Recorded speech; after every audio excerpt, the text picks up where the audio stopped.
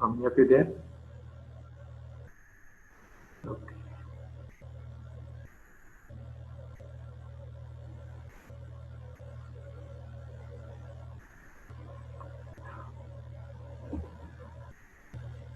Okay, am I audible now? Can you see the screen also?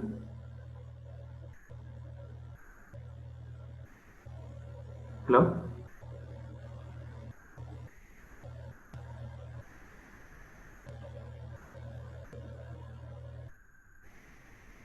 Four, five, three. Are you able to see the screen now? 456. Yes, sir. So biphase had certain disadvantage. Similarly, block coding plus NRZ has certain this thing, whereas bipolar AMI needs low bandwidth and it doesn't produce DC component. But it is a better one compared to other two, but there is a possibility of long sequence of zeros. Okay, but long sequence of zeros, you know, this also causes desynchronization, right? So we have to take care of that. To take care of that one, there is technique called scrambling. That means when you have a long sequence of zero, if we can replace these long sequence of zeros with a sequence which is pattern of zeros and ones, and at the receiving end we can reproduce original sequence. So that will take care of desynchronization also, right? So that is achieved by using scrambling. There are two methods followed here, two methods of scrambling techniques available. So let's see what are those. Yeah. So two cases. One is the B8ZS scrambling technique. Here you have previous, yeah, all eight zeros. Whenever you get eight zeros sequence, those eight zero sequence is replaced with new values, that is 0000 and 1B, that means one high level, then followed by B is inverse to this, and then followed by 0, followed by V, and then followed by V. So that means 000 V, B, 0, and V, B. So 8 zeros pattern is always replaced by this. So you can assume here all of them are not zeros. When you are replacing, originally they are all zeros, but when you replace, they become non-zeros in between. So because of that, the synchronization can be achieved. Okay, that's it. That's how it is done. Okay, and here again, if the previous level is 1, this is 0. If previous level is 0, okay, sorry, 1 minute. Yeah, if the previous level is high, we use this one, and if previous level is negative, then we use just opposite pattern. Okay, this one. Okay, and this is one method. There is similarly one more method. That means B8 Z zeros. Okay, substitutes 8 consecutive zeros with 0000 V B 0 V B. And another technique is SDB3 scrambling technique.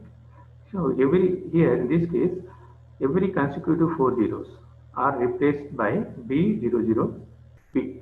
Again, here also it is either inverted form or different form. It changes based on previous signals. Okay, so if number of ones are even previous to this sequence of 4 zeros, then we use this pattern B00B, and if there are, then we use 000V. Okay, you can see that. And similarly, if they are even, because zeros here, two zeros are there, 0 also even number, so that's why we use B00V. So here you can see two ones because they are even number. We follow this, and here 4 zeros, and previous to that, preceding that one is 1 high. That's why use a different 3 zeros followed by V. And whereas here, so there is no this thing, right? Change in between. That means it is a continuation of this. So again 4 zeros. So 4 zeros have been taken as a even change previous to that. That's why we use again this B00V replacement. So HDB3 substitutes 4 consecutive zeros with 000V or B00V depending on the number of non-zero pulses after the last substitution. Okay, you can see this here. After the last substitution, how many ones are there? Here, 2 ones. So we go for this. And here, 1 after the last substitution. That's why we go second pattern. And here, 0 ones. So that's why we go for this original pattern. That's how we keep changing this thing. Okay. And we discussed about line coding techniques, and then block codes, and then scrambling. These 3 techniques are used. Then another method is process what we come across is analog to digital conversion. So these analog signals we convert into digital data before sending it. And there are different techniques, pulse code technique, data modulation. These things are also familiar to you, so that's why I do not discuss about these things. We go to the next topic.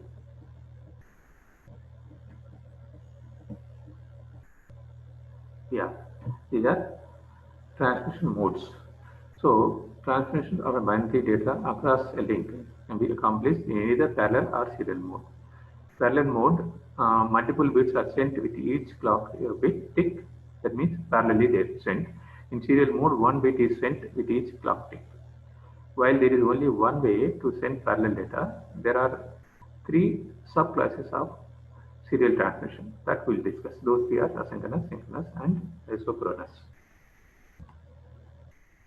Okay. So this is the classification of data transmission, parallel or serial.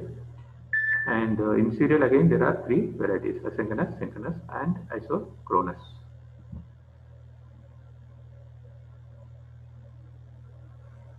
Okay. Now in case of parallel transmission,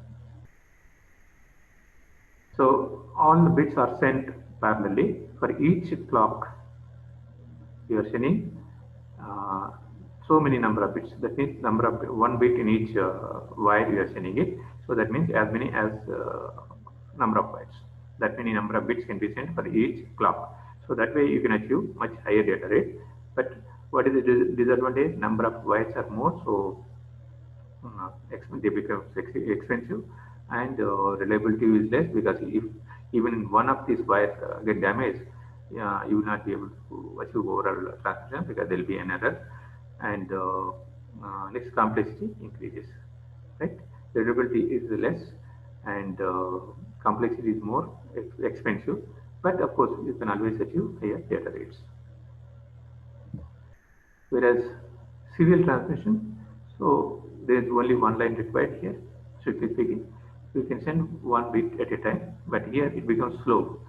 But for every clock pulse, we are sending only 1 bit of the data. So earlier you sent, in the example, you are sending 8 bits in a 1 clock pulse. Here you are sending only 1 bit in a clock pulse. So it is slow. And before that, we have to convert. If data is coming in the parallel, we have to convert to serial and send it. In the receiving end, receive it serially, convert into parallel, and supply to the processor to process. If you take any practical case like a microprocessor, other thing, so either they are 8-bit processor, 16-bit processor. That means that many bits are processed parallelly. So that means they always expect the data in parallel mode, and they also output in the parallel mode. But in transmission, if you use serial transmission, you have to convert into serial and transmit it. Similarly, at the receiving end, you have to reconvert to the parallel and then hand over to the processor. So in asynchronous transmission, we need 1 start bit and 1 beginning of 1, and 1 more stop bit at the end of each byte. There may be a gap between each byte. Let's see. It said when in a serial transmission, to take what is said, there are 3 modes here: asynchronous, synchronous, and isochronous. So now we are discussing about what is asynchronous communication. Though it is a serial transmission, but asynchronous serial transmission. So that means the data is coming at different intervals. They are not continuously coming. They are continuously coming. So you send as and when it comes. First data set of data has come, so you send it. Next day set of data come next. So in between there can be a gap. There can be gap. That's why we call it a asynchronous data. But every set of data when you are sending it, it is preceded by one bit and suffixed by another bit. Those things we call it start bit and stop bit. That means one start bit and one stop bit. So these two are indication to the receiver when it is starting and when it is ending, because they are asynchronous. Because they can start at any time and stop after this many number of bits, right? So if you take one character at a time, 8 bits and plus one stop bit, one stop bit, there will be totally 10 bits only. But these 10 bits can start at any point of time, and the gap can be any amount of here. So that's why receiver should be ready always to detect when the data block is starting it. So to detect that, use a start pulse. Similarly, to detect the end of that, we use stop pulse. Okay, I think let us stop here, and then we can see remaining part of it tomorrow in tomorrow's class. So stopping it here. How many are there? 20 only there. But please tell them to join everybody tomorrow onwards in the class, and they should continue till the end of the class. Okay, this is very low turnout. Please remember, please inform to everybody. Yeah, stopping here.